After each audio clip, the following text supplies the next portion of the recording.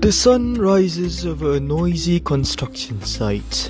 Workers move with urgency. Bricks, steel and shovels fly about with little concern for form or function. But lurking just off stage stands our hero, the safety officer. Hazard 1. A worker stacks bricks hunched over, knees straight, back curled like a question mark. No mechanical aid, no lifting technique, just raw effort. Hazard 2. The shovel dance. Twisting, jerking and overreaching. A perfect storm for lower back agony and pain.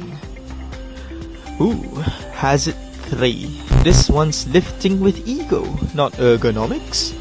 That's at least a Reva score of 10 waiting to happen.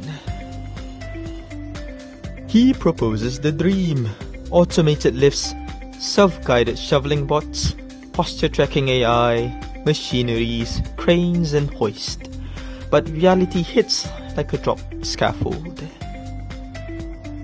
Rejected. Too costly, too futuristic, too unbuildable by the next Tuesday. Unfortunate indeed. But then he remembers, ergonomics isn't just gadgets. It's about fitting the task to the person and the person to the task. Time to apply what he learned in engineering. Ruler, rebar, anthropometry, biomechanics, the real superheroes.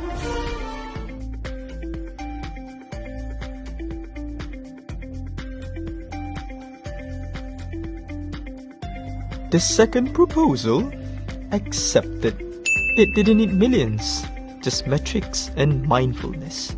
A design grounded in human ability. The shovels now match wrist alignment, extra handle replacing the arm as a swivel.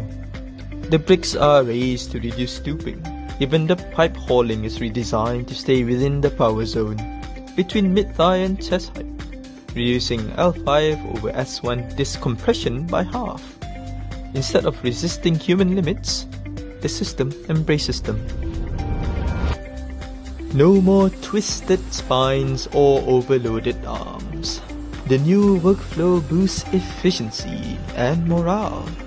Early finishes and breaks, fewer injuries, and higher smiles per hour.